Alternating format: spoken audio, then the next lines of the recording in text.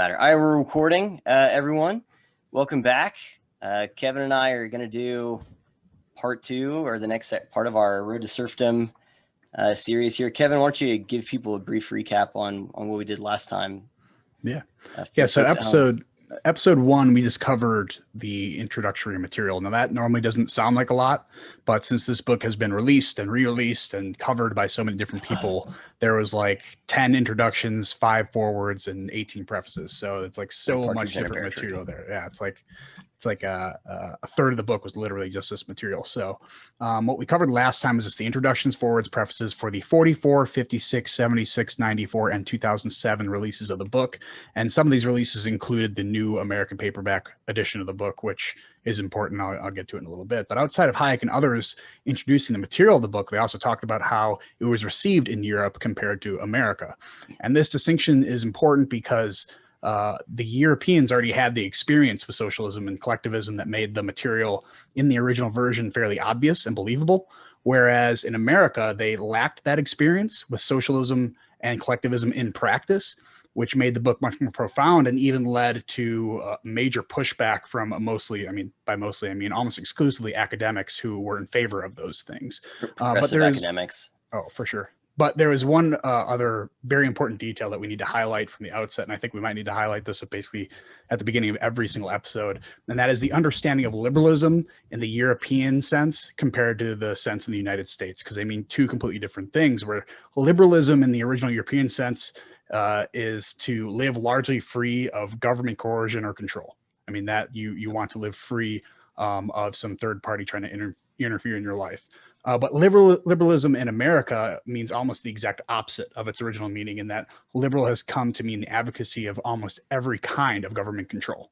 Completely the opposite. And the reason for this is actually something we're going to get into today. So really that brings us up to now.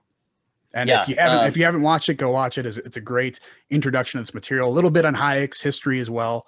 And also kind of goes into our personal story as to why, what led us to this book and why we wanted to read it originally. Yep. No, that's a great introduction there, Kevin. People need to understand that when we are quoting Hayek here and when we're discussing it, like, they really need to kind of train their brain to hear liberal and liberalism and think basically the same way they would like about in the modern context, like conservative or libertarian kind of thing. That modern in America, liberal is like synonymous with leftist or progressive, and it's the exact opposite. So whenever we're making defenses of liberalism, making defenses of what the liberal order is, and when Hayek is he draws a lot of he will compare and contrast liberalism with socialism, or liberalism with fascism, or liberalism. He'll conflate sometimes like liberalism and democracy in some ways, and so think about it as liberalism is freedom, like you would maybe think libertarian or conservative, not this leftist garbage that we see today. And so I like that important little detail there, because one of the things I hate, and just as Hayek projected his scorn as to why he does not understand why American liberals allowed the word to be used like this, because it took away all the power, and now they're defined as conservatives, which means, again, something completely different in Europe. But now, the other side of that coin is the way we use it. A lot of conservatives use it as a pejorative, or they use the word like libtard, and that also hurts them, because it's like, what do you mean you hate people who love liberty? That's against your thing. It's like, why are you doing it? So it just creates all this stupid confusion that is completely unnecessary. And so it's really, really good that we understand, the base, exactly what we're talking about here, because we use liberalism 100 times, and Hayek also made it a point to make this distinction. So it's good that we make it at the beginning. Yep. And there's going to be other words we're going to have to do that with, like individualism, and I think democracy probably in some cases. But I mean, it's important to note that word game is intentional on the part of those who are using it in a different way and trying to hijack something and infiltrate it and exploit that existing system. And we'll get into that at the beginning of chapter 2. But that word game is very much intentional on the part of those doing it. So that brings us up to speed. So today we're going to be going over chapter 1 and chapter 2 of The Road to Serfdom. So again, for those of you who Didn't watch the first video, you should. We're going to include a link to a PDF for free where you can follow along with us if you'd like on your computer. And then, as Kevin mentioned in the last video, it's also free for download on Audible. So just a reminder for you folks that is available, and you should totally utilize it. All right, Kevin. So we're starting out with chapter 1, the abandoned road. And so one of the things that Hayek seems to go over here, and what I like about the way he writes, tell me what you think about this, is that it seems like he's very meticulously building a case. And there's the road to serfdom. And before he goes into what that road is, he first begins with this, what he calls the abandoned road, and which really is the road that brought society so much freedom and prosperity in the first place. And, one of the themes of the first chapter of the book is he's saying, look at the system that we used to build up society from nothing, from people just in squalor and in rigid, class hierarchies, to where we have freedom and advances in science and in medicine and upward mobility, for some, for more people than others. But generally, things have gotten better as we have utilized this system of freedom as opposed to coercion. And so he does a good job, I think, in this first chapter, kind of highlighting, when he says the abandoned road, he's like, here's the road that brought us here. And then there are all these people now who think that we can, instead of trying to stay on it, and even, not saying it's perfect, but to even just how can we maintain or tweak it a little bit, improve it, but who are like, let's literally destroy the whole thing and try some new thing and just hope that it actually gets better results. And so it seems like he does a really good job of laying out this case of history in really general terms, which we'll get to here in a minute, before getting into the specifics of, okay, but this is what you're rejecting in favor of this new thing. You know what I mean? Yeah. I mean, what I like, and what I think I might have mentioned in the first episode, is, I'm a big fan of Thomas Sowell. I like him because he hits you over the head with empirical evidence. That's why I always say to any leftist, I see it's like, all right, you read all of these other books, but let's put those books aside and read a book that kind of goes against your narrative, and you would probably get a concussion with how hard he's going to hit you over the head with all this empirical evidence. But what I love about Hayek is like the logic center of Thomas Sowell's brain. He hits you over the head with this just logical comparisons and with a lot of historical facts and findings that show the progression of these ideas through just a logical standpoint. So he truly hits you over the head with how hard he's going to be able to lay out what these people thought at this time and how they progressed from there, and also tracking those trends with other countries like England and America. And that's why it was so profound to people in both of those countries.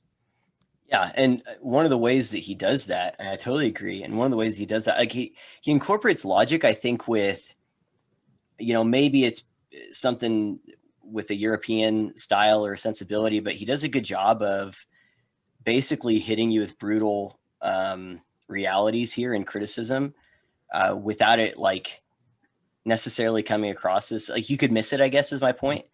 And just how he opens the first chapter of, how he's basically saying that, well, you have the quote right here, we are ready to accept almost any explanation of the present crisis of our civilization except one, that the present state of the world may be the result of genuine error on our part, and that the pursuit of some of our most cherished ideals has apparently produced results utterly different from those we expected. And the point is that he opens it by pointing out that there are all these intellectuals advocating for this stuff. And we see this today, but where they're so convinced of the rightness of their goals, they're so convinced of the purity of their intentions that they don't have the self-awareness to stop and ask, okay, are the methods I'm using to go about achieving these goals actually creating the desired result? I mean, that's a Thomas Sowell thing, talking about feedback mechanisms. And Hayek is saying, you want to blame all of these things, the ignorance of our elders. You want to blame evil systems. You want to blame capitalism. You want to blame these bad countries or whatever. And you'll blame anyone except for yourself or the ideas themselves, because you lack the self-awareness to ask if maybe you made a mistake. And that, again, to that quote where he says, the pursuit of our most cherished ideals might have created the exact opposite. But those people, I mean, we see this with, things like war on poverty or welfare programs, or all these other things. It's supposed to bring people out of poverty, but it keeps them in poverty. A lot of things like No Child Left Behind ends up leaving every child behind. You know, there are these things that are, as Sol would say, to quote him again, it's like they're being judged by the name, like the name of it. Like it's, the name is supposed to, it has nothing to do with what it's doing. Like diversity training doesn't mean that you actually train someone in diversity, you know? And so Hayek is saying the Patriot Act didn't create patriots. That is correct. And exactly. Yeah. And so he's saying, like, at the start of this, and what I like about this, you know, before we move on, is it seems like he's making the case that, you know, things we've talked about before, is that there is a pride in a lot of the people who are so convinced by their intentions that prevents them from stopping to look at the actual outcomes. And so everything he's about to get into, he's saying, you guys need to take a step back from your own pride and your own, you know, certitude of your moral superiority, and look at what your ideas actually create. And before we do that, let's look at the things you're opposed to and see what that created. And that was that kind of stumbling upon freedom that he moves into after that part. Yeah. I mean, I think this idea that it was some other force outside of, you know, our control that screwed this whole thing up, so we can just retry it again, that lends itself to the next excuse, which is this thing that I like hasn't really been tried, and that's why it's been a disaster throughout history. He starts out this chapter with a quote from FDR, quoting about the same thing, where you know, he's just saying you can really claim that you can do anything just by saying it hasn't been tried. And all that really means is when someone says socialism can work, just hasn't been tried, just means that I haven't tried it yet. And you believe that you can do it right. And there's an excellent 60-second clip from Jordan Peterson, who's giving one of his talks before he got super famous, but it was just a lecture, you know, explaining to the kids in the hall that, you know, everyone says that I could have done it better if it was just me. If I had all that control, I could have done it better. And that is an insane way to think, because the people who are actually pure of heart, who would have done it better, those are the first people who get shot in the back. And it's with your control saying, oh man, how do I correct this injustice? You will do some really, really bad things to correct injustices that you believe are truly horrible. And then you're going to find yourself being the monster and being capable of all these awful things once you have that power and the ability to control everyone else's life. Yep. And again, if you are the type of person who really wouldn't do that, then you'd be dead, because the system you advocated for would necessitate your destruction. Well, it also incentivized bad actors to shoot you in the back. I mean, exactly. We'll get into how liberalism kind of lent itself to its own destruction. We'll get to that in a little bit, but it's kind of the same theory where, you know, if you're going to allow all these ideas to flourish, some bad ideas are going to come in and then it can destroy you and your ideas. Yeah. And one of the ways that, I mean, he highlights it here is like you said, is that people with these good intentions, but also the pride and the lack of self-awareness to look at the outcomes of their intentions, they'll say instead that this didn't happen because of some nefarious force. And the way that you conquer a nefarious force is through the request of power. And so it's give us power so we can accomplish X. Okay, X isn't being accomplished. So it's either we don't have enough power, we don't have enough money, you know, this government program, you know, whatever, we need more funding. Or these folks are trying to stop it. So give us more power so we can oppose these forces, and then we can accomplish X. Oh, well, X hasn't gotten there. And then you just find a new thing and you rinse and repeat but all of it is the pursuit of power, which we'll get to again, he brings up later. But again, we see this today where it's like, okay, vote us in. Oh, but we need to get rid of the filibuster, or we need to pack the Supreme Court. We need more power. We need to tip the odds more in our favor, so we can truly get these things accomplished. And then it's all just that pursuit of more and more consolidation of power. And you see this a lot with stuff that is much smaller in scope as well. So he talks about in the introduction that this book is not just to say that socialism is bad, because then all the people who advocate for these socialist policies is going to say, well, this isn't socialism. This is just a social program by itself. Well, you see, you know, public school saying we're just always underfunded. That's like the only excuse public education has, is we're underfunded. And it's like, no, you need to expand this more to anything that takes freedom away from you and allows the state more coercion, even if it's not at a mass scale, it's just in this one industry, or it eliminates competition, then incentivizes, it goes away from individualism and moves toward collectivism, even in that one small industry. Be aware of it, because this is what's going to happen. They're always going to ask for more power. Yep. And one of the things I think why Hayek is warning against this here is he gets to where he's like, what we're seeing now is, he alludes to it here, where it's like, it's looking like the Allies are going to win the war.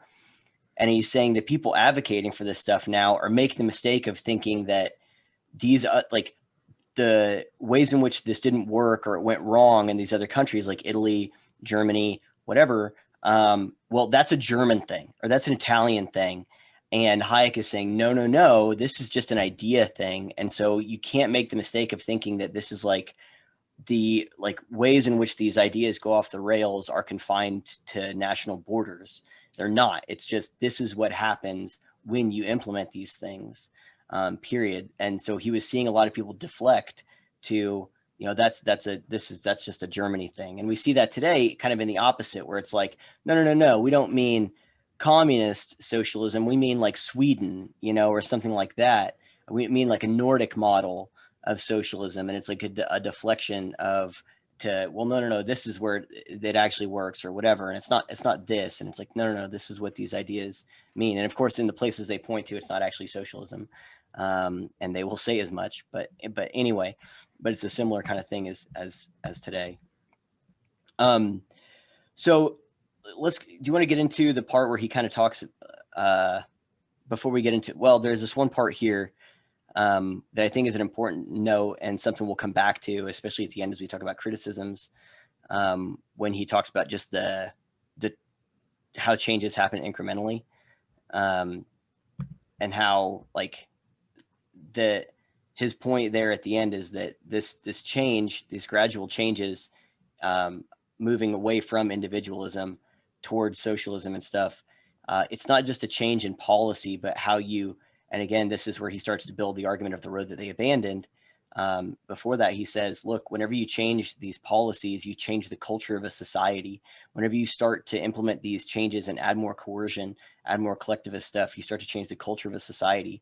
And you incrementally, by doing that, you don't just by changing the culture, you change the trajectory of that society. And so again, that's where, if we're looking at roads, he's like, we're at a fork in the road, basically. In some ways, there's a road that's brought us here. And now by changing the culture and trying to advocate for these policies, you're taking us off the road that got us here and onto a road that leads somewhere else, and that you might not see it right now. But these gradual changes will change the culture, which change where we're heading, as a society. Does that make sense? Yeah. I mean, there's a really good quote from the introduction that, or it wasn't even by him, I think it was by Hume, that you don't lose all liberty and all freedom all at once. Like it never just happens in a snapshot. And that's what a lot of people who think like, oh, that can never be us, it's a German thing, it's an Italian thing, that is them just kind of pushing off that responsibility and saying, well, we're gonna, liberalism's already here. It's ingrained in our society now. We don't have to worry about it going away.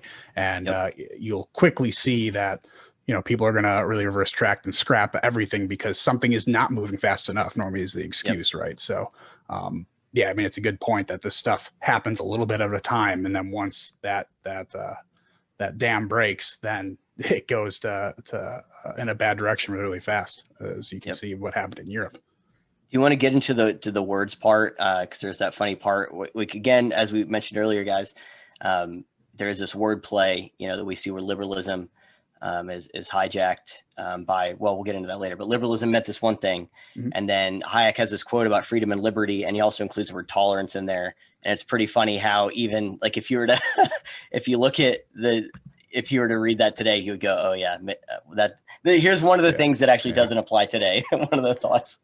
Yeah, so a good a quote we pulled that, yeah, it did make me laugh. I even called Truman after it. It's like, oh man, if he even knew how Yep. wrong in this little aspect he would be, but he hit it on the rest of it. But quote is quote, freedom and liberty are now words so worn with use and abuse that one must hesitate to employ them to express the ideals for which they stood during that period. Tolerance is perhaps the only word which preserves full meaning of the principle which during the whole of this period was in the ascendant and which only in recent times has again been in decline, to disappear completely with the rise of the totalitarian state. So the implication here is totalitarianism rise because now all of a sudden this tolerance idea that was kind of growing and cultivating and to its ascendant, it kind of died because in place of it moved totalitarianism. Now the funny thing is today, and you put a little note down here, tolerance LOL, I thought was hilarious. It's like he thought, tolerance was this thing that was going to save them if they maintained, the definition and kept using it. Totalitarianism wasn't come. Now if he'd have, came to 2021, I think he quickly realized that tolerance is another one of these words, just like freedom and liberty, that's been completely hijacked to mean something completely different. It's tolerance to tolerate ideas as long as they agree with your narrative. If they're not in your narrative, then they must not be tolerated. Exactly. It's the tolerance is intolerance. Tolerate everything. It means agreement. But really, that illustrates his point, right? Is that freedom and liberty, even 80 years ago, freedom and liberty are words that had been hijacked. Liberalism, all of these things. Later on, we'll see words like equality and justice get hijacked. And he's like, well, but tolerance is safe. And now we fast forward in that incremental shift that he's talking about has taken place, and tolerance has also been abandoned. I think it'd be interesting, as an aside, I just had this thought to make like some type of appendix, just a list of here's all the words that now mean literally the exact opposite of what they meant, 20 years ago. You read 1984, he did put an appendix in there that had like an alternative, that basically had its own dictionary in there. And and so that was extremely thorough. I can only imagine the painstaking time he took. Also, by the way, like we mentioned in the last one, that Orwell took a little bit from Hayek here when writing, especially 1984, which came out 5 years after this was published. Animal Farm was like the next year. Animal Farm was the year after this was published. I think Animal Farm was 45, if I'm not mistaken. So yeah, it's exactly right. So the next part of the chapter, Hayek does this thing that I think is really, really good, and this is something that I'd like to spend a little bit of time on, which is where he lays the foundation of how did we build such a prosperous society, and he goes into, and this is why this chapter is called The Abandoned Road, right? And so he's talking about, here is the road that we just stumbled upon, really, in the beginning, that led us to make such remarkable advancements over the last, let's say 100 to 200 years. And we're now going to abandon this, I guess, in favor of some, utopian belief that we can do it differently and somehow be better. But he does a good job of laying out exactly what the formula is that got them there. And he begins by talking about how men's ability to grow and prosper that they noticed in history was related to the commerce systems. And that basically any place, and I think he tracks us back to Italy. There's another book called, oh my gosh, it's going to drive me crazy. I'll think of it later. That talks about this also, that tracks this stuff and goes back to Italy, and I think maybe Florence. But basically, whenever they first started experimenting with what is based in a lot of ways laissez-faire, where men had the freedom to do things, to set up business and trade with each other without, Hayek calls it despotic political power, but basically just government meddling and intervention, freedom of commerce spread and blossomed. And with that, there was wealth that was created. And so he's saying that the way he puts it is, quote, the realization that spontaneous and uncontrolled efforts of individuals were capable of producing a complex order of economic activities could come only after this development had made some progress. And I put, quote, or translation, freedom creates prosperity. And the example, I gave you before we started was, it's kind of like whenever you're in a relationship and you're just figuring out what are the things the other person likes, doesn't like, what works, what pisses them off. You don't necessarily have the realization of those patterns right away, but eventually you go, oh, aha, like my wife really likes it when I do this, or really hates it whenever I do this. And so I'm going to do more of those things. And so he's saying, for whatever reason, luck, happenstance, there were these places where people did have some freedom to engage in commerce and pursue their own desires as they wanted, and wealth was created. And so once it had been going on for a while, then we're able to look back and observe it and go, oh, we should do more of that. We should do more of that. But really, I mean, it almost seems like he's saying we kind of happened upon this thing. Yeah. And the best way, I mean, this is life, right?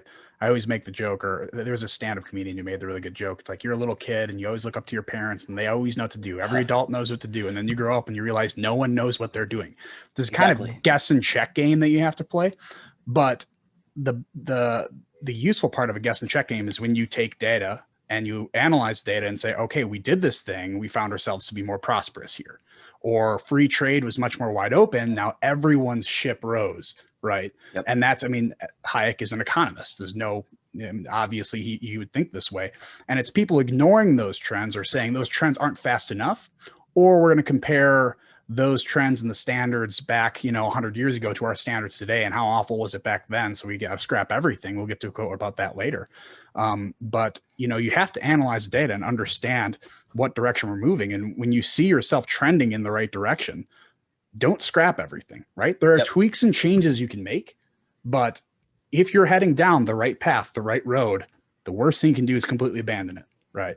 You maybe make a little bit changes, make some deviations, clean up the road, but if you just go off on a different path, or you just go off-roading, effectively is what I think a lot of people are trying to do. That's when you get into a mess. You don't go off-roading in your Prius. I've tried it. It never works. That's hilarious. Yeah. I'm glad you got rid of that Prius though. Yeah. And he also talks about how it leads to explosion of growth in science. It's funny. He talks about like little mechanical gadgets and toys that were created.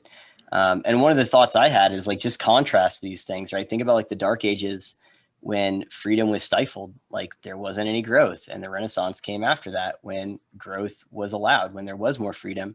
And he makes the comparison that Nazism was like an anti-Renaissance, it was anti-freedom, it was anti-growth, it was anti-liberty. And, I thought that he said that freedom, allows those who are inclined and have the ability to do so to take risks in pursuit of whatever it is they think might work. And, and the thought I had is like, the airplane was invented by bicycle makers. The Wright brothers owned a bicycle shop. And so like, that's an example of how you give people freedom to, one, you can go and become a bicycle maker. You can have a bicycle shop if you want. And then, no one's getting in your way. You want to try to build an airplane, go for it, but that's what freedom creates, is things like that and innovation. Whereas, the opposite of it stifles innovation and stifles. But it also uses incentives as compared to coercion. There's a big difference between those two. When you can incentivize people to make progress and make their own lives better, that's a lot better than coercing them to try to make everyone's life better, or whatever specified group at that time, where you have to plan it. You have to pick and choose what groups you want to say, all right, time to make their lives better, but it's going to be at the expense of someone else. Yep. So how do you care if I read through? So sure. For people listening or watching, so there's like the next section has some big long quotes that we're going to kind of unpack, but it's important because it establishes a couple things. One is the necessity of the connection between what made society work, what works, and our understanding of those things. You have to have both. It's not you can't just have things that work. You have to also understand how they work so you can replicate them, and you can avoid doing different things, right? So you can avoid doing different things. That's the scientific method, is you catalog the things that work, you try them, you repeat them, and you try to lean into those things. And the opposite of that is you are avoiding doing the things that don't work and that haven't worked. So you have to be connected intellectually, consciously, to the process that led you there, the process of success. And so he's documenting the breakdown of the process and a societal understanding and respect for that process and the consequences of abandoning that. And so, Kevin, how about I read some of this stuff, and then I'll stop, and then you can just kind of unpack it. Does that sound good? So here's the beginning. So he says, as is so often true, the nature of our civilization has been seen more clearly by its enemies than by most of its friends. The perennial Western malady, the revolt of the individual against the species, as the 19th century totalitarian Auguste Comte, has described it, was indeed the force which built our civilization. What the 19th century added to the individualism of the preceding period was merely to make all classes conscious of freedom, to develop systematically and continuously what had grown in a haphazard and patchy manner, and to spread it through Europe and Holland and most of the European continent. The result of this growth surpassed all expectations. Wherever the barriers to free exercise of human ingenuity were removed, many became rapidly able to satisfy ever-widening ranges of desire. And while the rising standards soon led to the discovery of very dark spots in society, spots which men were no longer willing to tolerate, there was probably no class that did not substantially benefit from the general advance. We cannot do justice to this astonishing growth if we measure it by our present standards, which themselves result from this growth and now make many defects obvious. To appreciate what it meant to those who took part in it, we must measure it by the hopes and wishes men held when it began. And there can be no doubt that its success surpassed man's wildest dreams, that by the beginning of the 20th century, the working man in the Western world had reached a degree of material comfort, security, and personal independence which 100 years before had seemed scarcely possible. And this is the last part here, and then we'll unpack. What in the future will probably appear most significant and far-reaching effect of this success is the new sense of power over their own fate, the belief in the unbound possibilities of improving their own lot, which the success already achieved created among men. With the success grew ambition, and man had every right to be ambitious. What had been an inspiring promise seemed no longer enough, the rate of progress far too slow, and the principles which had made this progress possible in the past came to be regarded more as obstacles to speedier progress, impatiently to be brushed away than as the conditions for the preservation and development of what had already been achieved.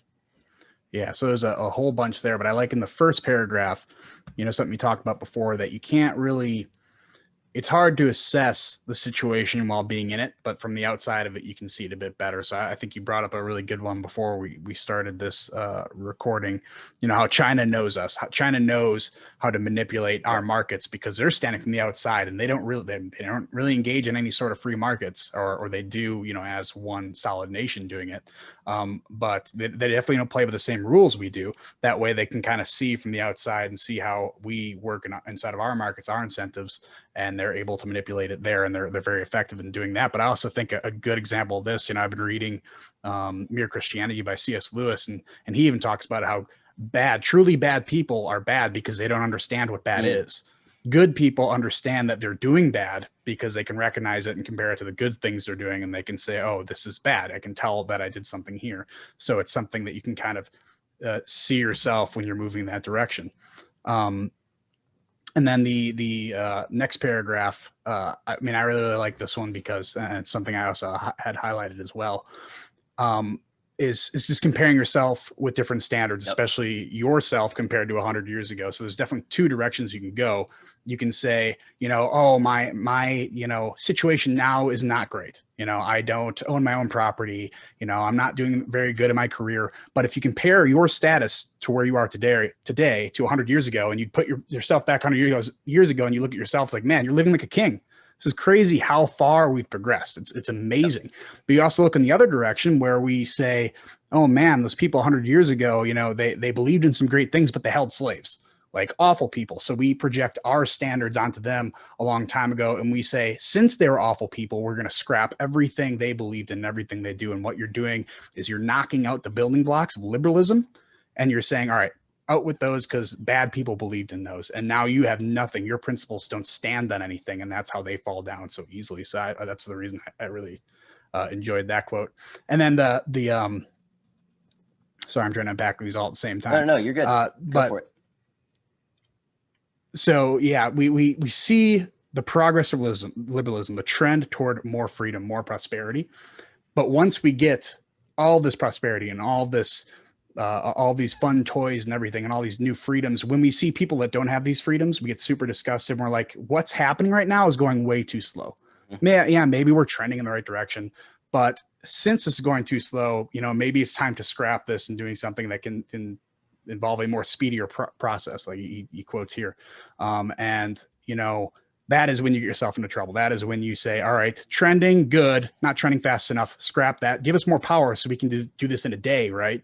And that is when you gave up the power. Maybe that good thing might have happened, but now at what expense did that good thing happen, rather than happening more organically with people in free trade? Well, and one of the things that he says there, that you hit on that I like before that, as he says, we cannot do justice to this astonishing growth if we measure it by our present standards, which themselves result from this growth and now make many defects obvious. And so the irony is our amazing standards of living is what makes the defects so glaring, because most people are so far removed from abject poverty, from absolute zero, that it makes defects obvious, because we don't understand that the way we even notice it is because there's something to contrast it against. When you're a peasant in 1300, you don't look around going, God, this is the worst. Look at Jim over there up the street. He's got it way better than me. Or these people over here have it way worse. It's like, no, everyone's poor. Everyone's destitute. Everyone is in a hellish existence that they will not escape, and they will die probably cold and alone and hungry. And that's what everyone's in. And so the point is that those defects that people are impatient to try and address, the reason we even understand their existence is because of the progress we've made, and the system that they're criticizing that will address those defects, maybe not as fast as they'd like, but will do it, is the system that allowed them to even notice it in the first place. And so it's completely ironic. And again, goes back to where he's saying you need to have some humility and self-awareness here. And I like that he said that people had every right to be ambitious. And again, he's saying we found out that the system worked, so we wanted it to keep working, but we got so far removed from what it was doing, from what was necessary for it, that we became preoccupied with things that would probably destroy it. And I love this last quote here again. Like, so many of these are just things that I just like want to have like on my wall, or like pinned tweet or something. But what had been an inspiring promise no longer seemed enough. The rate of progress far too slow. And then this is it right here. The principles which had made this progress possible in the past came to be regarded more as obstacles to speedier progress, impatiently to be brushed away, than as the conditions for the preservation and development of what had already been achieved.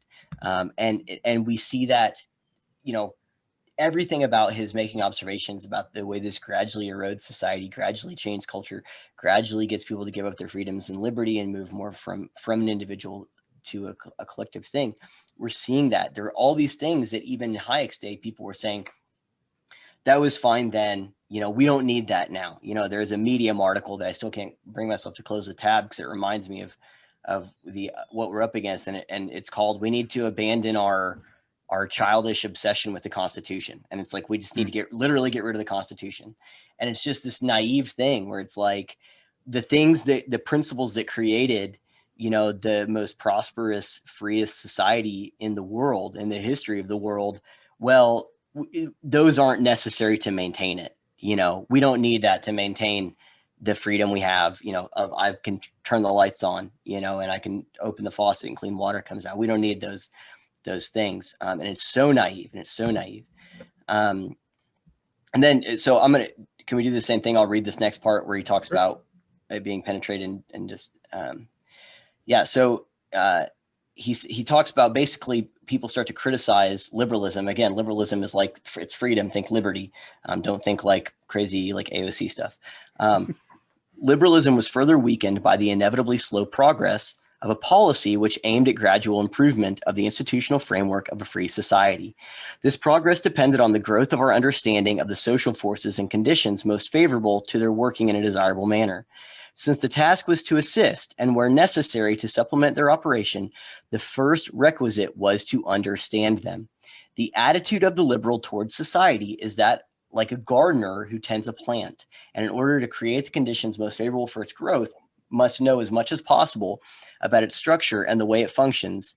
And so he acknowledges that the understanding of this, has been gradual, but you still have to understand it. I think about like an idiocracy. They didn't understand plants, so they're trying to water them with energy drinks, and they can't get anything to grow. And so Hayek is saying you have to understand the conditions necessary for growth in order to be a person who is a good farmer. Does a farmer put work into growing the plant? Yeah, but it's a mixture of they put some work in, but then their hands are off of it, and it's more about maintaining the ecosystem and the conditions of growth than them forcing the growth. They're not like they're pulling on the plant and getting it to grow. It's just, I'm going to put some work in, but that work is mostly around the maintenance of conditions than it is around anything with the plant itself. And what he's saying is there are people here who have this wrong, that they're ignoring the conditions and they're trying to focus on the plant and make the plant bend to their will. And you can't do that. You can't do that. Yeah, I mean, there's a reason why a lot of the progressives that he's referred to, even though a lot of the pushback he got in America were from academics, it's people blinded by their own, it might be great ambition to help the country and help the poor and help everyone who's disenfranchised. But they're, like you said, they're not looking at the ingredients that went into the flourishing we already have today. They're not even looking at how they got their own position in academia with their privilege to be allowed to just sit there and do, play mind games instead of being out in the fields and working for their own food. So it's kind of this, to go back to, it's not always a malevolent, malicious person who's in there trying to destroy people's lives. It's often people who are like, I think I have a better idea as to how to create more progress much more efficiently and effectively. And they don't look at, the recipe that led us to this point. And that's extremely unfortunate. And, that's when the bad actors will come in after some of those ideas are implemented. Yep. And he says next to those bad actors and how they even come in. Progress was taken more and more for granted and was no longer recognized as a result of the policy of freedom. It might even be said that the very success of liberalism became the cause of its decline. Because of this success already achieved, man became increasingly unwilling to tolerate the evil still with him, which now appeared both unbearable and unnecessary. And to your point, because of that, their intolerance for the black spots on society, as he said, which is good to acknowledge them, then people were willing to use any means necessary to address the social problems. And that includes, not includes, but it creates the possibility for them to be exploited by bad actors who are like, I'll fix it. Just give me the power. I'll fix it. We don't need those old rules. We don't need those old, mechanisms. What's freedom anyway? And we'll get into how we change the definition of freedom. Or they simplify it and say they distill all of the bad things happening into one group. Yep. The Jews are doing it. This is why we get rid of them, right? So it's a common theme, but this is where the reason I like this quote a lot is because they talk about the evils that are still within man. And a lot of socialism, especially as it moves into the future, is this belief that we are not bound in any way to the human condition, right? We can alleviate ourselves of all the negative aspects of our condition, and we're kind of these blank slates that are able to buy into a narrative full stop without needing to worry about any of our own personal growth or our own ideas. And this is why, this is how Marx got it so wrong. He did not understand the human condition at all. And that is why we talk so often about incentives, is because incentives and disincentives are the best way to get people to do what's best for society, as opposed to coercion, which are just going to normally make people upset, or it's going to target one group in the favor of another group. And that's where you end up in a totalitarian state. And I like how he exemplifies the evils within man that people see when they're, and this is also too, when it comes to, climate change, right? Yep. The countries that are most effective in fighting against climate change are the rich countries. It's not because they feel or they're forced to do things that are better for the environment is because they have the time to do it, right? Yep. They're so prosperous. They have to worry so little about where they're going to get their next meal from. They have all this extra time to say, you know what, I'm going to buy a Tesla instead of driving a huge truck. I'm going to do all these different things to make the climate better. And it's that prosperity that allows them to do that. And by reversing this prosperity trend, you're going to try to force people to do things that they're not going to want to do. And at some point in that coercion calculus there, the threat of the government gun is going to come in at some point, and that's where you get to a totalitarian state. Yeah, and as I think one of the things he says later, maybe one of the quotes you have, but as things are more and more collectivized, the opportunities for an individual to do something different shrink, and coercion becomes more and more of a necessary force in the enforcement of those collective decisions, which are of course not really collective. It's top down from a small group. But so he goes on, and this is the part, or all of this is good, but this kind of gets to the crux of something that I've talked about before that I think is worth mentioning again. They said, he continues, because of the growing impatience of the slow advance of liberal society, and those who, just to pause, might go back to the first video, there's a quote that he mentions, I think in the 73 version, where he goes back to this again, the same thing he had noticed, maybe it was 76. Yeah. And he again brings this up because he was seeing it happen in the US, where people were impatient for gradual progress. And so they're implementing all these shortcuts. And so, but again, as you said, at what cost? Because of the growing impatience with the slow advance of liberal policy and the just irritation with those who use liberal phraseology in the defense of antisocial privileges, and the boundless ambition seemingly justified by the material improvements already achieved, it came to pass toward the turn of the century, the belief in the basic tenets of liberalism, again, think freedom and liberty, was more and more relinquished. What had been achieved came to be regarded as a secure and imperishable possession, acquired once for all. So to contrast with the garden thing, he's saying people just thought you have it and it's there for good, not something that requires care and attendant and maintenance to it. The eyes of the people became fixed on the new demands, the rapid satisfaction of which seemed to be barred by adherence to the old principles being freedom and liberty. It became more and more widely accepted that further advance could be expected, not along the old lines of freedom and liberty, within the general framework that had made past progress possible, but only by a complete remodeling of society. It was no longer a question of adding to or improving the existing machinery, but of completely scrapping and replacing it, dismantling, you might say. And as the hope of the new generation came to be centered on something completely new, interest in and understanding of the functioning of the existing society rapidly declined. And with the decline of the understanding of the way in which the free system worked, our awareness of what depended on its existence also decreased.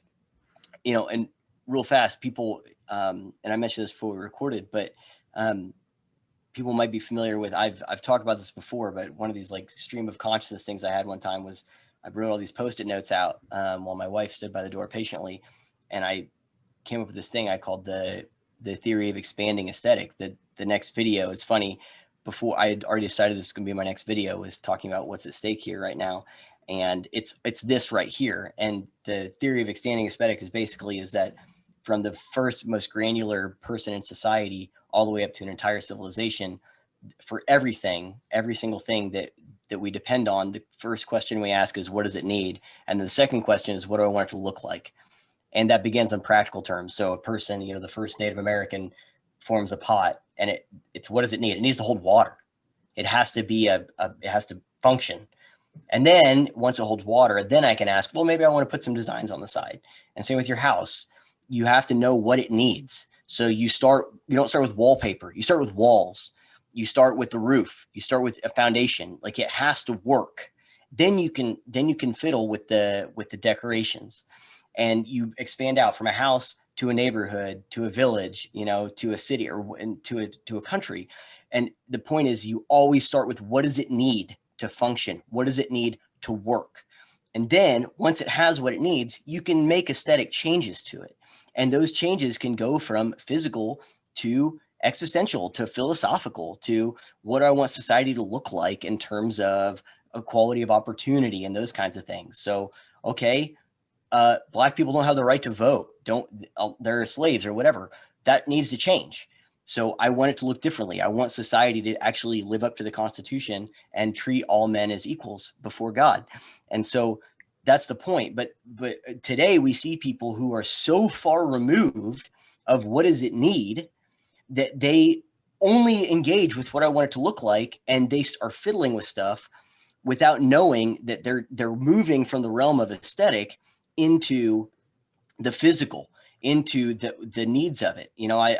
The example I thought of earlier was like Jenga.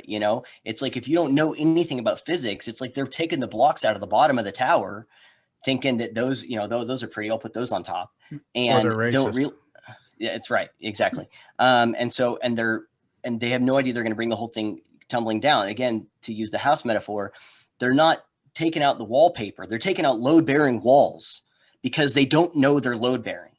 And so that's what Hayek is saying here, is that people have become so preoccupied with these other things that their own personal goals of what they want society to look like or be like or feel like for them, even if those are laudable goals, that they do not understand what the mechanisms are that brought them to this place of the most material wealth. Again, this is even in the 40s, but if you compare 1940 England to 1840 England, or good Lord, 1640 England, I mean, it's not even close. It's not even close. And so he's saying there is a thing that got us here, and people have become so detached from what got us here. They're just wanting to do these other things, and they're taking out the load-bearing walls. And I think that's, a serious threat here today, that people, that is a problem of progress. I mean, that's Bain, right? Victory has defeated you. I think Jeremy Bentham brought it up in the video that we did, and it's totally right. It's like, this is defeat by your own victory. Yeah, I mean, you did a great job of explaining how, not understanding how it got here is really doing you a disservice when you are here. But also, I think it's, perfectly summed up in the one sentence from the quote. It was no longer a question of adding to or improving the existing machinery, but completely scrapping and replacing it. It is like a rich kid inheriting a $1.2 million Bugatti that has a broken headlight and scrapping it.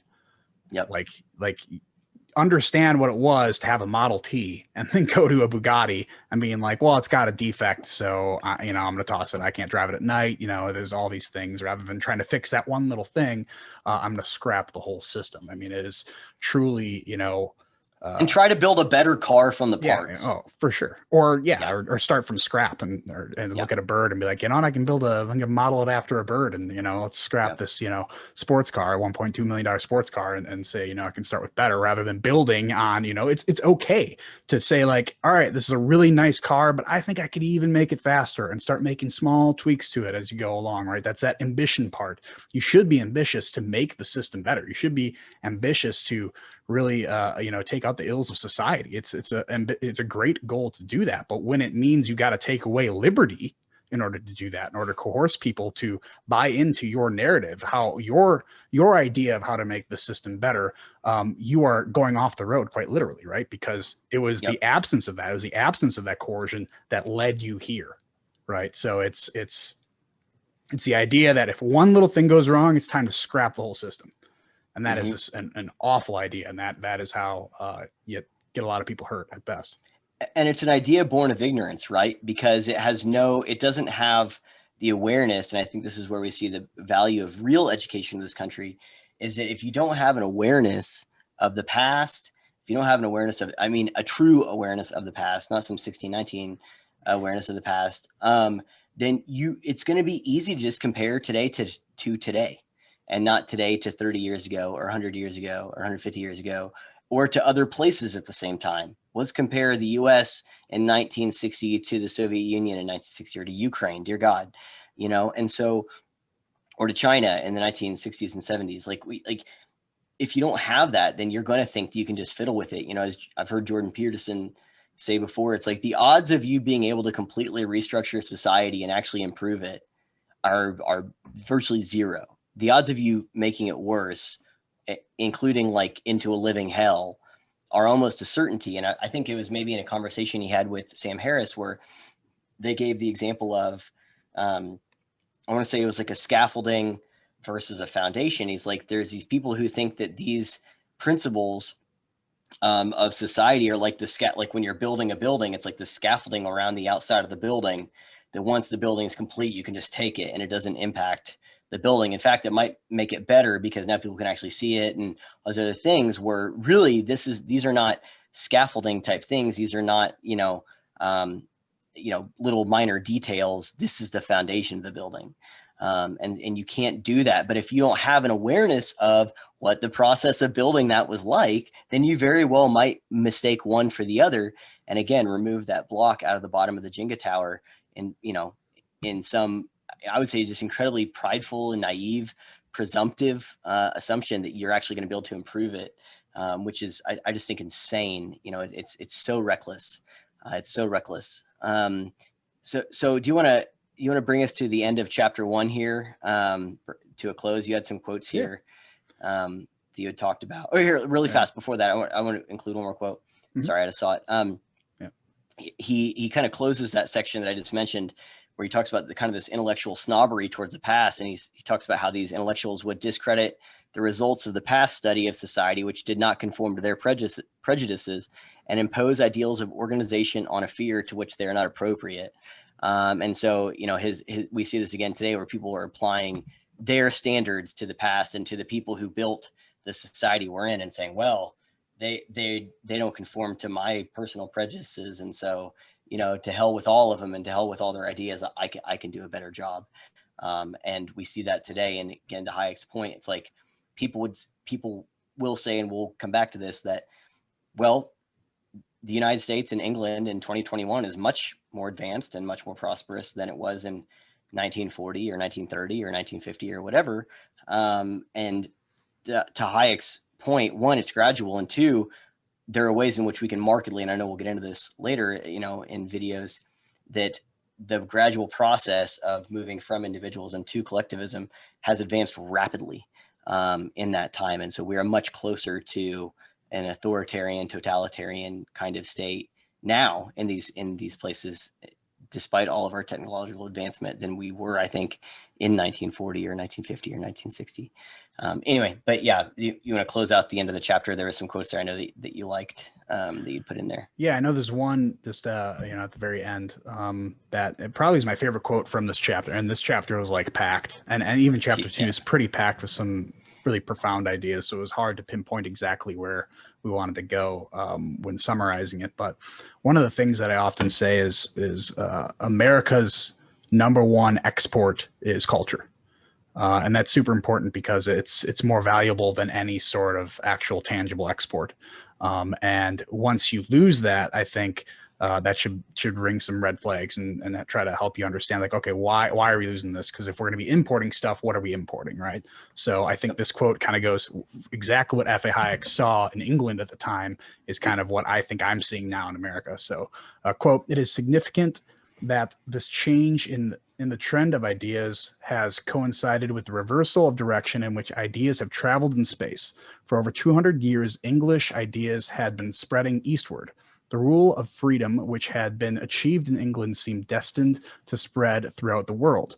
By around 1870, the reign of these ideas had probably reached its easternmost expansion. From then onward, it began to retreat, and a different set of ideas, not really new, but very old, began to advance from the east. England lost her intellectual leadership in the political and social sphere and became an importer of ideas." Now, what I really, really want to highlight there is the ideas were not really new, but very old ideas that are now being revitalized. And these people who are revitalizing these old ideas, who tend not to admit that they're old, they try to rebrand them and say they're new. These people think that they are progressing, right? They normally label themselves progressive, especially now. They think they're progressing into a post-Western, post-capitalist world. But in reality, they are regressing to a pre-Western and pre-capitalist world. Excellent. They don't Excellent understand point. these ideas are not taking them forward; they're taking them backward. And I think I could All argue of that you could us. They're say taking not just exactly. them and dragging all of us with them. Yep. Exactly. I mean, they can go out there and live, as we lived in the pre-Western world if they want, by themselves, by yourself, some land in the country, but they don't want to do that. They think this is what society should aspire to. And like I said, because these ideas are so old, you're naturally going to start to take yourself back in that direction. So you say postmodern, like we want to live in a postmodern society, or we're starting to move past what we called modernity, but really we're moving in front of it. We're losing all of these liberal principles that we developed through time, that we happen to stumble along this amazing grand path toward, true liberty and prosperity. And now we're saying, you know what, I don't even know if I want to deviate from the path. I just kind of want to go backwards, right? I want to pull a Yui and start going in that direction. I think that's, important to understand that, that's why I always say being a progressive is often promoting very, very regressive policies, ironically. Yep. Thought the Rockies would be a lot rockier than this. That John Denver is full of shit. They were driving 600 miles in the wrong direction or whatever it was. Yeah. I'm glad you got that reference there. So let's move on to chapter 2 here. And chapter 2 is called The Great Utopia. And we're at about exactly an hour right now. But I think we can probably still cut it up, sure. However.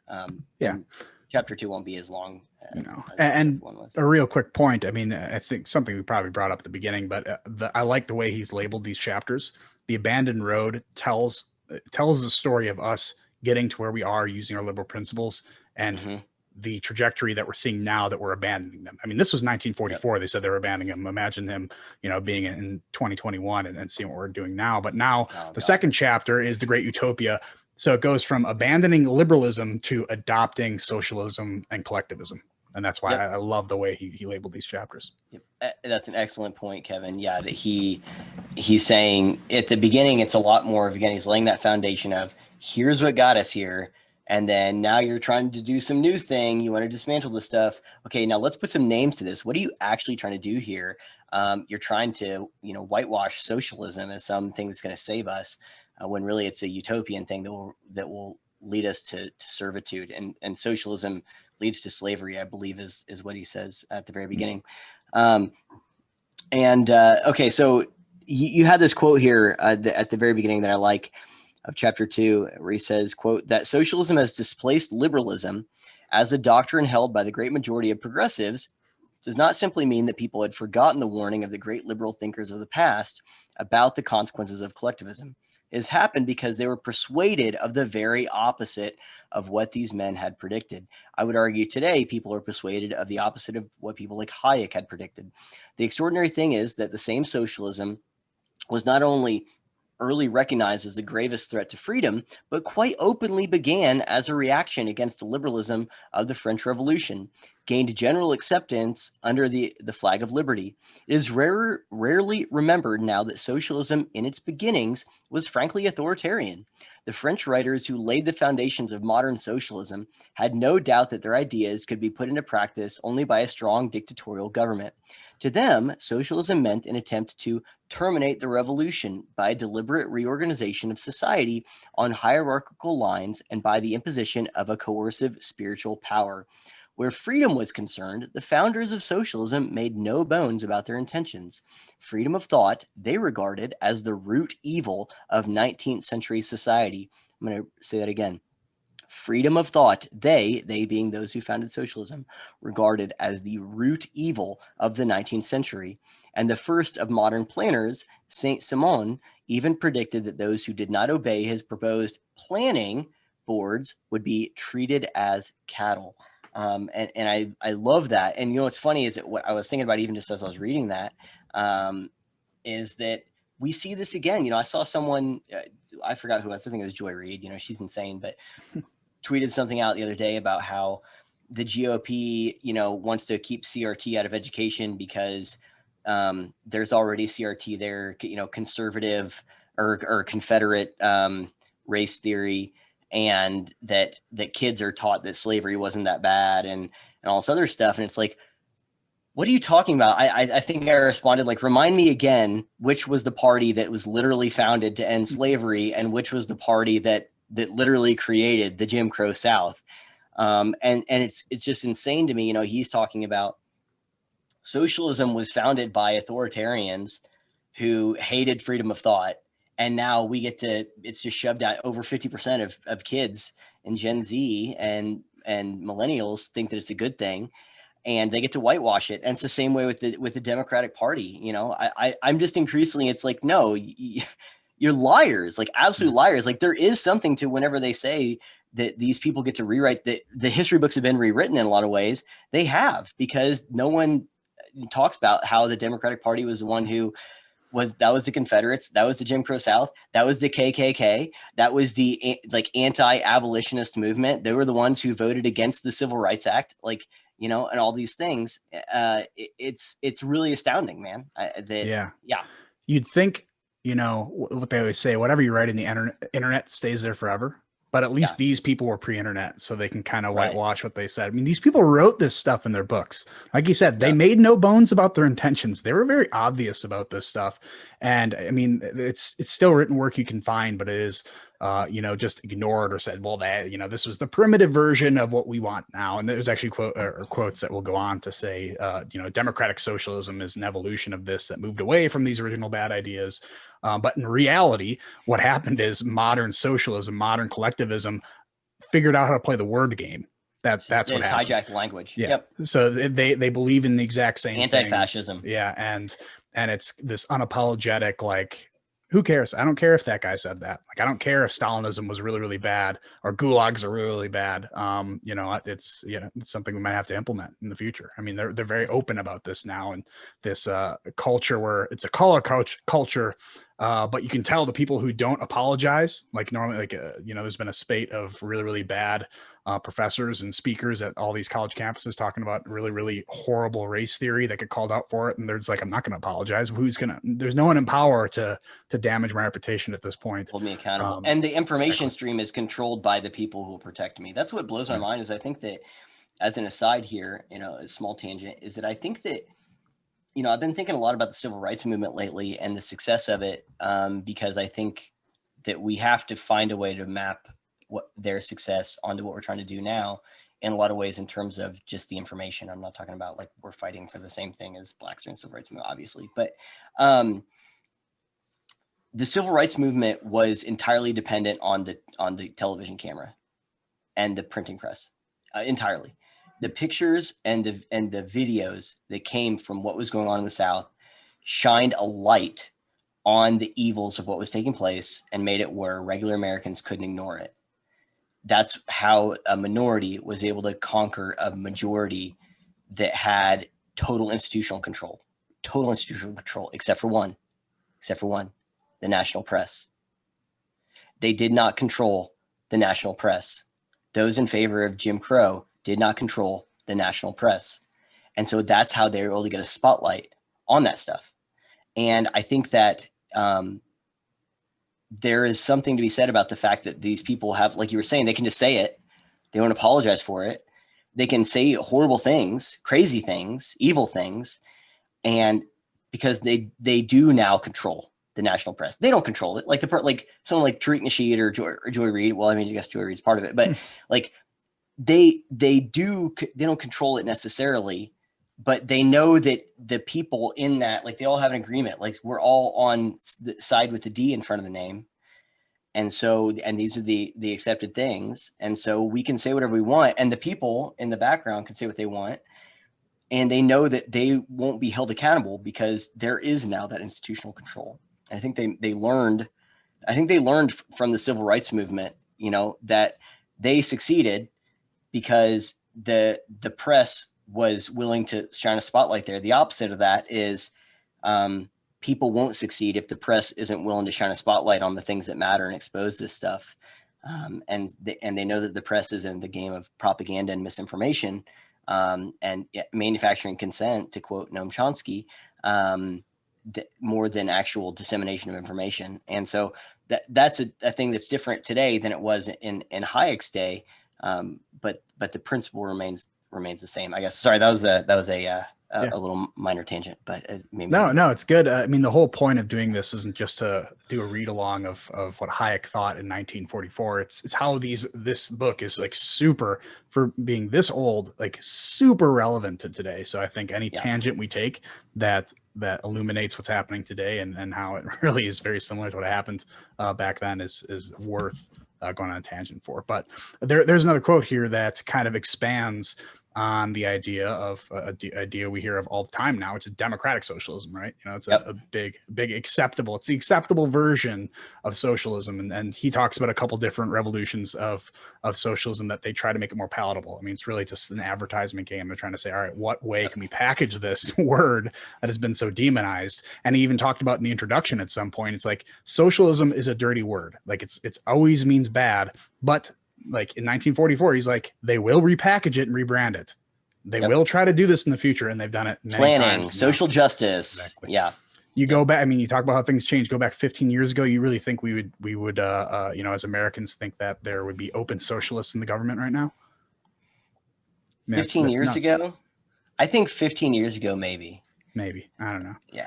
That's cool. Now, I mean, at least this popular. Go back 35 years ago, before the fall of the Soviet Union, and people would be loading their shotguns and driving to Washington. Oh, for sure. Yeah. But so, so this next one kind of dives a little bit into and goes into Tocqueville on democratic socialism. But quote, only under the influence of the strong democratic currents preceding the revolution of 1848 did socialism begin to ally itself with the forces of freedom. But it took the new democratic socialism a long time to live down the superstitions aroused by its antecedents. Nobody saw more clearly than Tocqueville that democracy as an essentially individualist institution stood in an irreconcilable conflict with socialism. Democracy, and quote from Tocqueville, democracy extends the sphere of individual freedom, he said in 1948. Socialism restricts it. Democracy attaches all possible value to each man. Socialism makes each man a mere agent, a mere number. Democracy and socialism have nothing in common but one word: equality. But notice the difference. While democracy seeks equality in liberty, socialism seeks equality in restraint and servitude. And, you know, as profound as Tocqueville always is, and the funny thing is, just a really quick aside, is when he tried to publish this book in America, he had one of the first quotes on there, because he made a quote from a different person at the beginning of every chapter. Tocqueville is one of them, and they tried to take it out. They didn't include it. Yeah, they didn't include it in the first version. He's like, "What? This is America." You know who this guy is, right? And yeah, they tried to kind of whitewash him, but it was eventually put back in by at least the 76 version. But I mean, you talk about the different ways in which they believe in getting to equality, right? It's this language game, as they both believe in equality, although until late equality was swapped for equity. But I believe they mean the same thing in reality. They all wanted the equitable outcome, whereas freedom, liberalism wanted you to figure out the best way to improve your own life. And by that, it's going to raise all ships. And the other way is going to create servitude, and is going to, at best, keep all ships around the same, or probably sink all of them. And in reality, it kind of picks and chooses winners and losers. And it's a really, really big bureaucratic inside game as to who's going to be the winner and loser there. But they're completely different and irreconcilable with each other. Yep. And to your point, yeah, it's that the pursuit. It's not that equity or equality or whatever. Whenever people have freedom, there's going to be different outcomes. Well, there's always going to be different outcomes, but they want us to all be equally poor, equally destitute, equally miserable. But I love that. That's another one of those things that, you know, that you had it in bold, because we had both put it in the notes. But yeah, democracy and socialism have nothing in common but one word: equality. Notice the difference. While democracy seeks equality in liberty, freedom, you know, socialism seeks equality in restraint and servitude. And yeah, it's and that's another one of those ones that's like pin it on the wall. Yeah. What's funny is whenever he quotes to Tocqueville and Lord Acton, you know, we'll read Thomas Sowell and go, okay, Sowell quotes Hayek. And then now I'm reading Hayek and he's quoting the hell out of Tocqueville. I'm like, okay, God, now I got to go back and read Democracy in America, which was written in the 1800s. You know, I think like early 1800s. It was pre-Civil War, I'm pretty sure. like 1840s maybe. I can't remember exactly. It was either 1830s or 1840s. But yeah, and so it's like, again, people were understanding this stuff, and these are people who just understood how these things work, when they're allowed to work as they work. And they recognized it then. I watched, I don't know if you saw, as an aside, James Lindsay did a thing where he traced back CRT and progressivism and stuff. It's like literally 200 years. He went back to like the early 1800s and was like, this is how old these ideas are. This is how gradual their progression was. Yeah. It's when he goes into thing about Hegel. I think it's all about Hegel, or at least in the beginning, and the dialectic process. And it's like a lot of this stuff came out of like the philosophy of the French Revolution, and kind of blossomed from there. French. I know, right? I will gladly give back French fries in exchange for not having these ideas out there. So to kind of keep things moving with the word game, here's another quote. To ally these suspicions and to harness to its cart the strongest of all political motives, the craving for freedom, socialism began increasingly to make use of the promise of, quote, a new freedom. So I don't want to gloss over what was just said here, because this is a thing whenever I use like that metaphor of Hydra and the Third Reich in the Captain America movie. He's saying that because, like you mentioned, Kevin, that socialism was a dirty word, there's people suspicious of it. He's saying to harness to its cart. So they're saying we're going to hitch our cart to liberalism, and the strongest of all political motives, which is craving for freedom. Socialism began increasingly to make the promise of a new freedom. So they start hijacking the language. They infiltrate the system. They infiltrate the people. And so they'll say, yeah, we care about freedom too. We care about democracy too, right? Democratic socialism. And he says the subtle change in meaning of the word freedom was subjected in order that this argument should sound plausible is important. To the great apostles of political freedom, the word had meant freedom from coercion. So he's saying the people, so think of like a John Stuart Mill or something like that freedom had meant freedom from coercion. Like for me to be a free man is I am free from someone else trying to impose their will on my life. I think this might've been J.S. Mill. I don't think it is. Your freedom to wave your fist ends where my face begins. Right. And so it's like you have the freedom to do what you want as long as you're not imposing. I think that was Ron Swanson. I think that's okay. Right. Government is a parasite. And he's saying, so when the people who were founding this and the early philosophers of liberalism, they're saying freedom is freedom from coercion, freedom from the arbitrary power of other men, released from the ties which left the individual no choice. No choice. What's the opposite of freedom? No choice. But obedience to the orders of a superior to whom he was attached. The new freedom promised, however, was to be a freedom from necessity, of freedom from want, right? Healthcare is a human right. Housing is a human right, right? Released from the compulsion of the circumstances, which inevitably limit the range of choice for all of us, although for some very much more than others. Before man could be truly free, the despotism of physical want had to be broken and the restraints of the economic system relaxed. Freedom in this sense is merely another name for power and wealth. The demand for the new freedom was thus only another name for the old demand for an equal distribution of wealth. But the new name gave the socialists another word in common with the liberals, and they exploited it to the full. Where else have we seen that? Maybe equality, right? Maybe racism, maybe oppression, maybe justice. Yeah. And although the word was used in a different sense by the two groups, few people noticed this, and still fewer asked themselves whether the two kinds of freedom promised could really be combined. I mean, this is an early unpacking of the Mott and Bailey type thing, right? Where you have the socialists, the progressives here, who start to use this word that they know is meaningful to these people, and they're using it in a different way. And so they're both groups are using it differently. And by using this word, they get buy-in with the liberals, with the progressives. And again, think liberal or the progressives get it with the liberals. Think liberty, think freedom, think modern conservative or libertarian. They get buy-in. And so now they're using it two different ways. And what does that also imply? Well, that the liberals are agreeing with them when they use this word, and they're agreeing to something using a definition that they did not agree to. And so the conflation was intentional on this part, and these other people are just suckers along for the ride. And so that's how we get the Smott and Bailey. They don't really mean abolish the police. You know, they don't really mean that, right? They don't really mean whatever thing. And so this word game we've seen is very effective, and it was used even then. And so that's one of the ways that they were able to infiltrate it. Democratic socialism, you know? Yeah. I mean, that's like Hitler's, or the Nazis had that popular phrase, we want to give you freedom from freedom. It's like, is this like freedom times 2? How does this work? I'm not great at math. Freedom squared, bro. Right, exactly.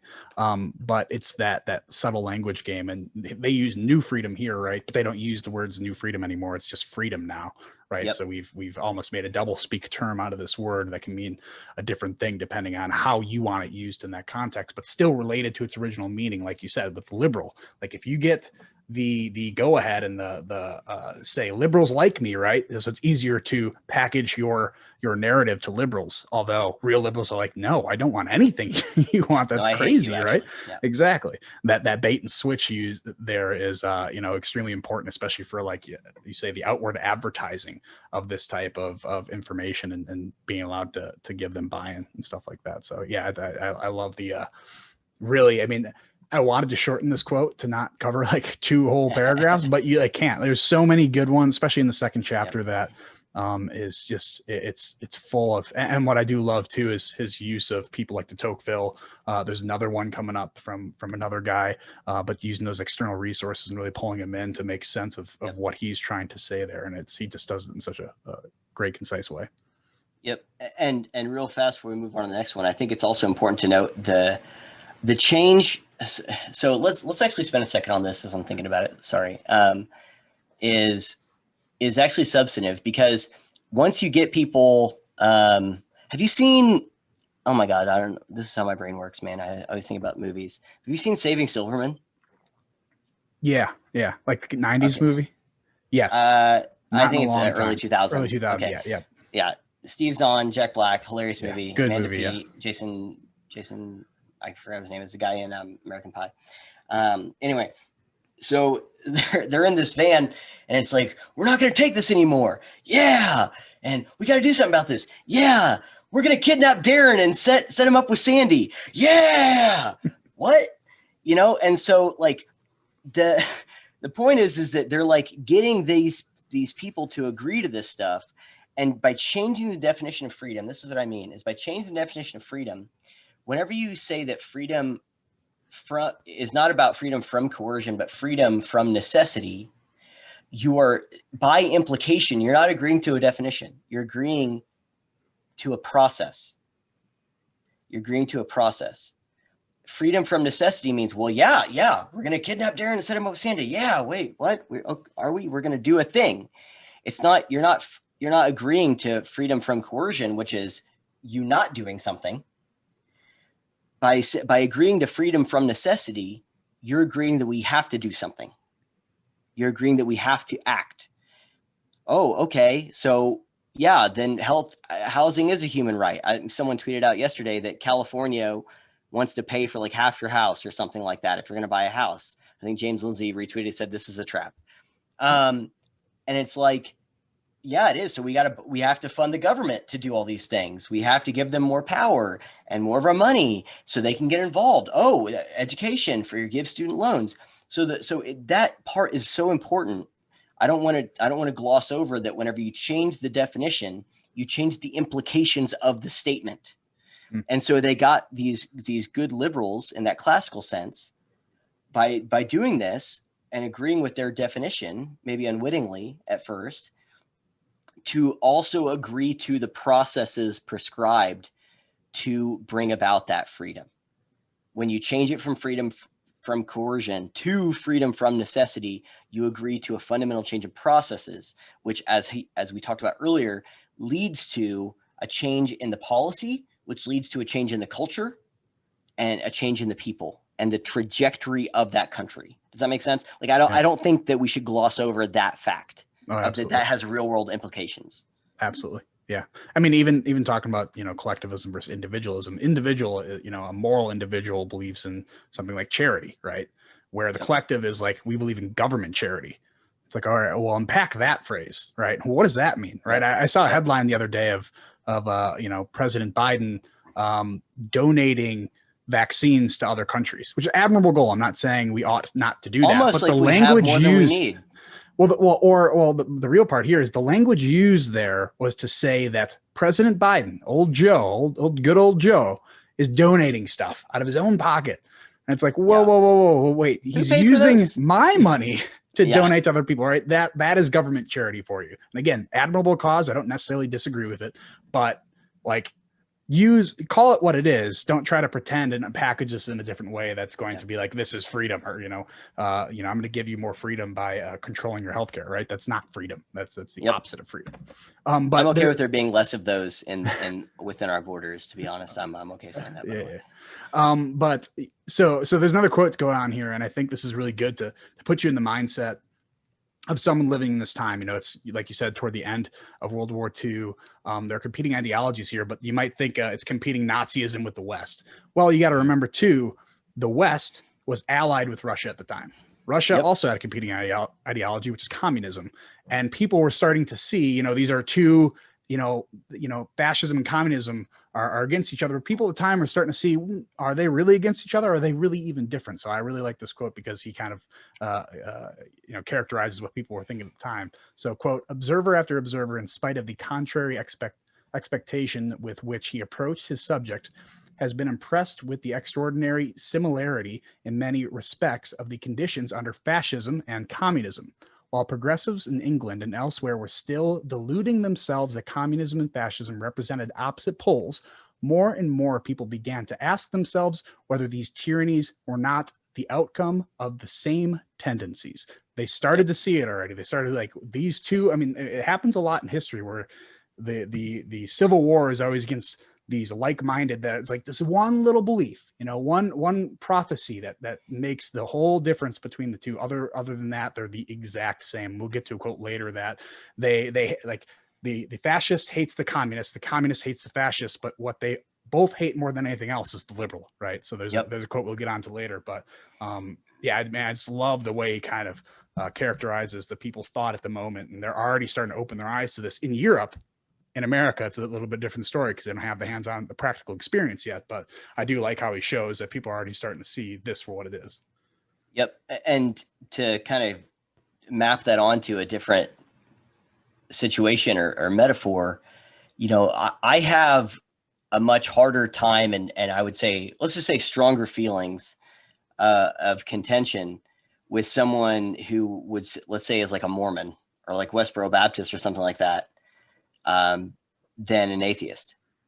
Whereas if someone were to say, all right, let's make a list of all the things that you would say you agree with, or there's 3 columns, there's you, there's the Mormon, and there's the atheist. Like in terms of the religious statements there, like I'm going to have way more boxes checked in that are going to be the same as, the Mormon or some other or Westboro Baptist than with the atheist. But it's those few boxes that creates the thing. Cause it's like what the atheist is saying is totally different from my belief. So, okay, whatever. But this person, in my view, is distorting my beliefs. And so I think the quote later, you reference, he's like, they followed false teachers, but at least it's a similar kind of thing. And so you have a stronger, like competition, I guess, with the people that it's just that one little thing. And I think what Hayek is pointing out here is that these two kind of the faith systems or philosophies, I think of socialism and Nazism and Marxism and all of it, it all ultimately leads to fascism. And that's why he singles out liberalism, because it is fundamentally opposed to all of those things. It's not at all the same. It's not at all the same. Yeah. Yeah. He goes into this a bit more, but I did want to quote someone else while we were stumbling along this. There's this guy, W.H. Chamberlain. And the reason I wanted to highlight this is because he's an American correspondent who's really sympathetic towards socialism and communism, but then he spent 7 years in communist Russia as well as time in Germany and Italy. So we kind of got to see all of them. The quote Hayek said there was that he was forced to re-examine his beliefs. Yeah. or revise his beliefs. He was I think it's what Hayek said. said. Yeah. He got the AP EPP class he took, I suppose. But the quote is, quote, "Socialism is certain to prove, in the beginning at least, the road not to freedom, but to dictatorship and counter-dictatorships, to civil war of the fiercest kind. Socialism achieved and maintained by democratic means seem definitely to belong to the world of utopias." As in, it doesn't exist. Yeah, it's fancy. yeah. Well, that's the thing with utopia. Some people believe it's like Nowhere. utopia is a good thing that we should know. Utopia means, by definition, is unattainable. It is not. Nowhere. It is not possible. And that is even as a democratic means, right? We talk about democratic socialism. It's like you're striving for something that you can't do, right? What's that quote? If you shoot for the moon, you'll land in a gulag. I don't know what it is, but exactly. Yeah. But yeah, I mean that is a thing. If you try to go for this unattainable goal, I mean, you are going to drag a whole bunch of people down in this experiment. And even if you are pure of heart, you're going to get a bullet to the head, and you're going to have someone really, really bad take over after you. Yeah, I think a good example to map onto. So, like, if you can get people to agree that it doesn't matter if you like this system, this program, just ask yourself if it's reversible. Practically say, okay, so you democratically elected someone that then created Social Security. Is that reversible? Like, now it's really not. Now there are ways to, but it's incredibly difficult, and that's what Hayek making says, a lot of people mad. The longer you go down this road, the more difficult it is to turn back. And so the point is these people, no, it's democratically elected. It's like, okay, Hitler was democratically elected. Was that reversible once you did it? There's a thing, something that comes to my mind is in like mountaineering called getting cliffed out. And if you get cliffed out, it's where you get to a point where you can't go forward, but you can't go backwards. So you took yourself to that point, but you get stuck there. Actually, it was literally the 2 days after I took my wilderness first aid class that I happened to be out bouldering in this spot where I came across these they were super duper high, but this guy got himself cliffed out. He had climbed to a certain spot, but he got himself stuck. He did not know how to get back. He couldn't. And so I had to go up and help him do that. And the point is that just because you chose to put yourself in a position, democracy elected it, doesn't mean that position is reversible, that you can unchoose it. You can choose, well, I mean, this is obviously there are people who will say, well, but if I get my wife pregnant, we chose to do that, but that's an irreversible thing because I'm not going to murder a child. But you get my point. And so the argument is completely fallacious on its face that, well, if it was democratically chosen, then therefore it represents some, extension of freedom or liberty or democracy or our constitutional republic. That's not the case. You can absolutely choose things that are irreversible afterwards. Yeah. Hitler was democratically elected, by the way. Yeah, that's what I'm saying. Yeah. He's democratically elected, and then that was not going to be reversed. It wasn't. Right. Yeah. They just voted. Here's another example. China, not that long ago, right? Xi Jinping, president for life now. Yep. He was voted in, and then I think they ousted. No, this is Soviet Union where they got rid of all these other people who would have made it where Putin couldn't be or would able to be reelected. But same Putin, China, whatever, voted in. Right? Who knows about the security of those elections? But are those guys going anywhere? I mean, come on, And so it's a completely ludicrous argument that people don't want to think about. It's like, oh, yeah, and your choosing of a thing has nothing to do with the irreversibility of the thing. And as bad as those guys are, when they do go from either just allowing the next generation to come in or a bullet to the back of the head, the next person might not be as good even as those pretty bad people. So that's the scary part. And again, even democracy, you can really screw yourselves and go off the road that got you to where you're at. But so there's another quote here that goes back into a little bit of the comparison between Nazism, fascism, and communism, and even talks about like how they were recruiting each other because they were primed to go from one extreme to the other, which really in reality was just the same extreme, but just bouncing back to different labels. And there's actually a hilarious quote in here that I'm going to highlight after I read it. But quote, "No less significant in the intellectual history of many of the Nazi and fascist leaders, everyone who has watched the growth of these movements in Italy or in Germany has been struck by the number of leading men from Mussolini downward who began as socialists and ended as fascists or Nazis. And what is true of the leaders is even more true of the rank and file of the movement. The relative ease with which young communists could be converted into a Nazi or vice versa was generally known in Germany best of all by the propagandists of all parties. Many a university teacher during the 1930s has seen English and American students return from the continent uncertain whether they were communists or Nazis, and certain only that they hated Western liberal civilization. This is what I wanted to highlight. This is funny in the saddest way. I'm thinking like kids coming home from college is like, I don't know what major I want to be. But instead of major, they're like, I don't know if I want to be a Nazi or a communist. Like which one should I do? Hate like this. Yeah. Exactly. I just know I'm not heteronormative, patriarchal, colonial. Yeah. I know I'm not going to be a doctor. So throw that out of the way. You know, it's like this silly, you know, they didn't know what to choose from because they just sounded so utopian at the time, right? Because something that promises utopia, in which both of them do by very, very similar methods, is going to be attractive, especially to the young, you know, the kids going over there. But all they were taught to make sure that they didn't go down this third option was to hate the West, hate the thing that allowed them to go there to learn more about, you know, other cultures, right? So when you talk about liberalism, sometimes will lead to the death of liberalism. This is how it happens. Exactly how it happens. And that's what you mentioned earlier about that quote at the end of chapter 1 about like importing culture and importing ideas instead of exporting them. It's like the minute you start, and to the quote that Hayek said earlier in chapter 1, where he's like, the minute it was penetrated at one point, the whole thing's going to collapse. And so like the point is whenever and I think that was even in the introduction where Hayek had made the point that they had allowed these criticisms of economic systems that had made it to where there were all these completely insane theories that were able to gain ascendancy because people questioned the whole thing. They threw the baby out with the bathwater, so to speak. And so those students coming back and it's like, well, I don't know if I'm a Nazi, I don't know if I'm a communist, but I just know that I hate the West. All of that, again, speaks to, I think, you know, in my view, the religious nature of this stuff. It's not, you know, I don't know which works better. You know, it's just, I know I'm one of these things that's opposed to the West, that's opposed to freedom. And I think it also speaks to the impressionability and, you know, the danger of young people to sound like a curmudgeon on my porch, but it's like, can we raise the voting age to 35? Like, you know, like I'm just throwing it out there. Just throwing it out there.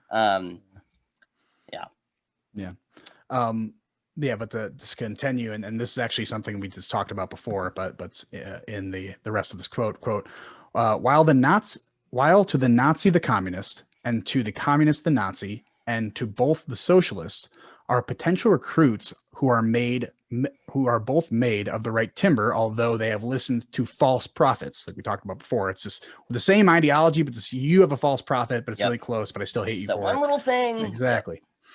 They both know that there can be no compromise between them and those who really believe in individual freedom, right? This is the part that it doesn't matter. You have a false prophet, but you're close enough to me that we can together hate this other person who believes in this individual freedom nonsense, who believes in true liberalism. You know, when anyone says, you know, I always say that I don't know how anyone can walk outside with a hammer and sickle on their shirt, because to me that is the same as the swastika. The swastika, and even in the footnotes, or a burning cross. Exactly. Even in the footnotes, he says that Hitler himself declared in a public speech in 1941 that basically National Socialism and Marxism are the same. Like, again, these people wrote this stuff down or said it out loud. They're not hiding the ball on you guys. There's this small little nuance in there that separates them, mostly just by name. And you know, they hate each other, but they hate you more. They hate you a lot more than they hate each other. Yep. And they hate you because you there specifically being those who value individual freedom and liberty. Yeah, and that's exactly right. And again, it speaks to the fact that, you know, like I was saying, that they saw each other as recruits, right? A socialist saw a Nazi, or a Nazi saw, you know, a communist, and communist saw a Nazi, and both of them saw socialists as potential recruits because they're made of the right timber. What does that mean? It means they held the same basic beliefs. They held the same basic tenets and predispositions towards the state of society, which is that it has to be unmade, it has to be dismantled. It's just a matter of how we're going to go about it. And so they didn't try to recruit the liberals. Yeah.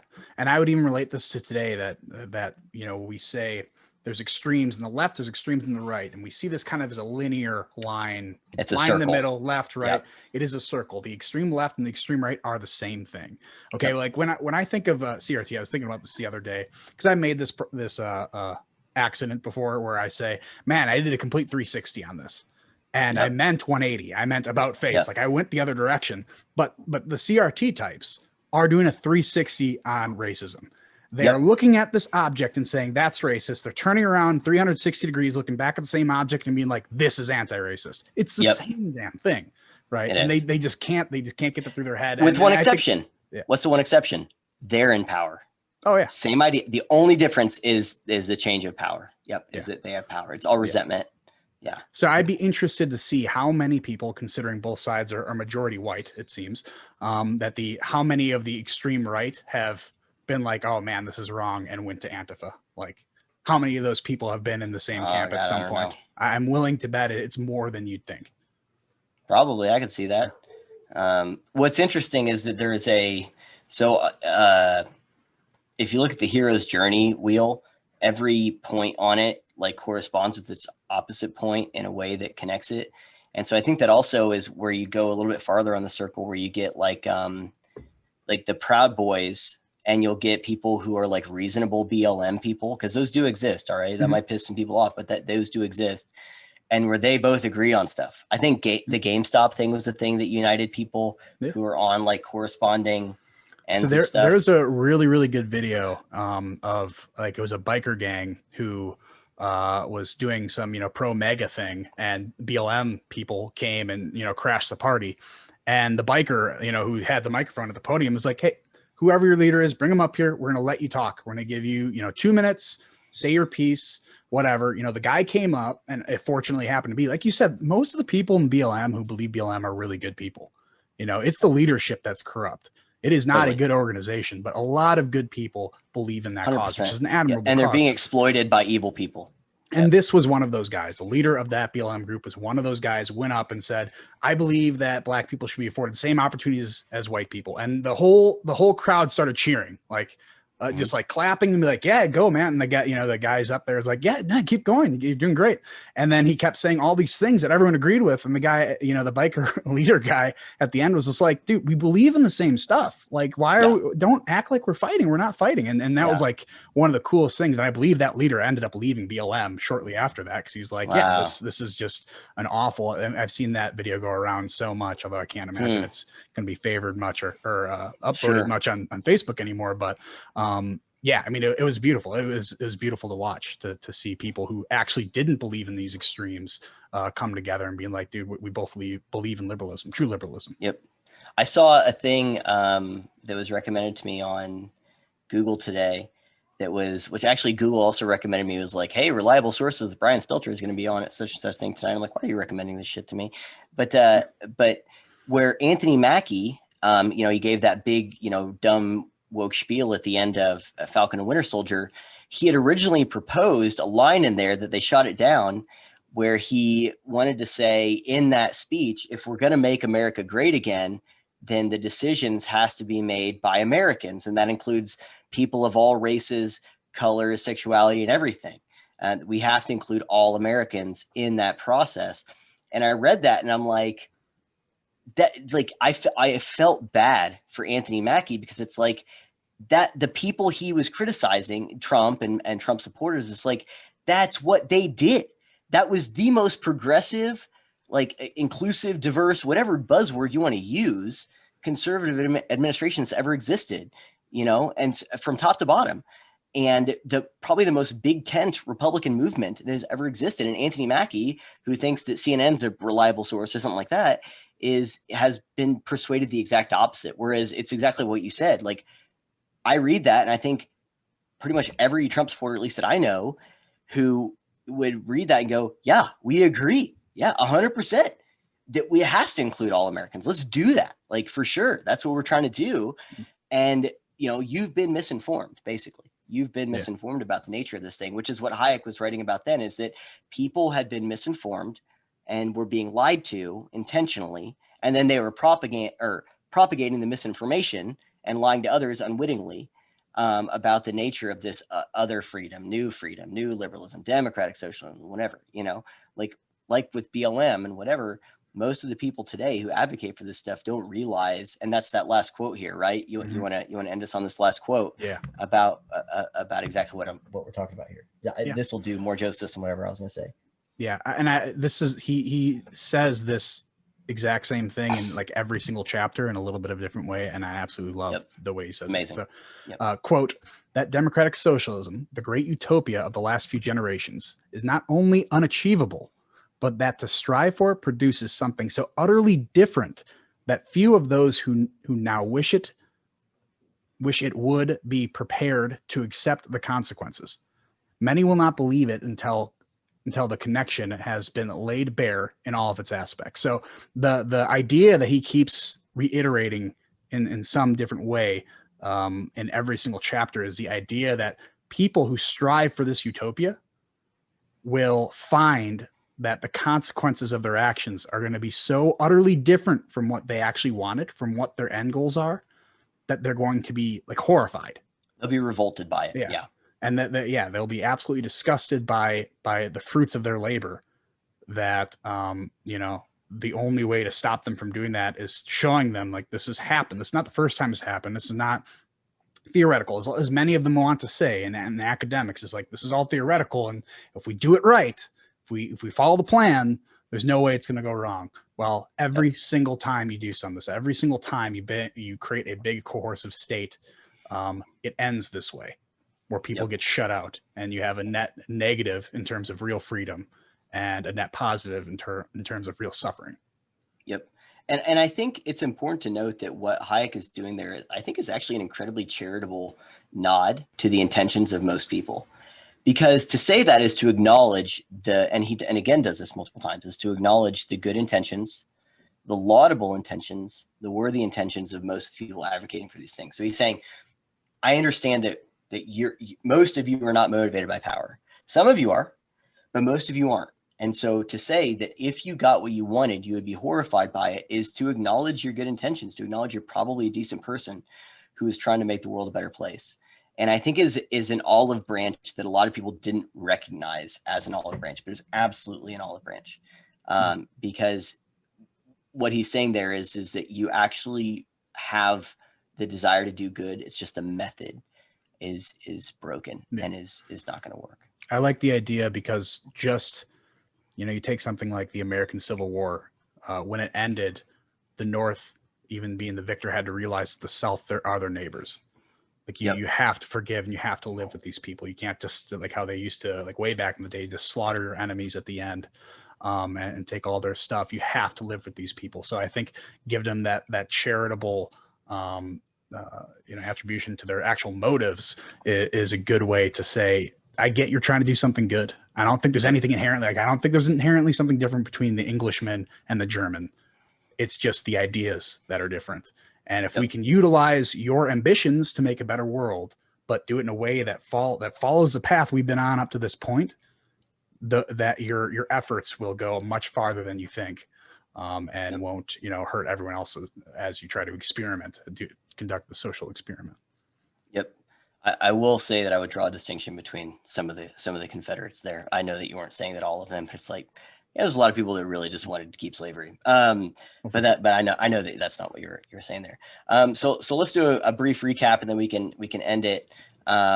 So basically in these first two chapters, what we see is Hayek in The Abandoned Road. He's saying, before we get to the road to serfdom that we're going on, let's look at the road that actually brought us to a place of tremendous prosperity, tremendous scientific growth, ingenuity, medical growth, and wealth creation for virtually all of the West and for the United States. And that is an idea of freedom of the individual, of individuality, as he puts it, that men are the best determiners of their own fate. And so you have to unleash them to pursue their own means as they see fit, as long as they're not imposing them on other people. And that's going to lead to explosions in innovation, into scientific advancements, and to wealth creation for the societies that allow people to pursue their own ends instead of trying to meddle and get involved. And we had kind of happened upon this realization of the connection between these two things, really centuries before this. And just as he said, it was implemented kind of in patchy applications here and there.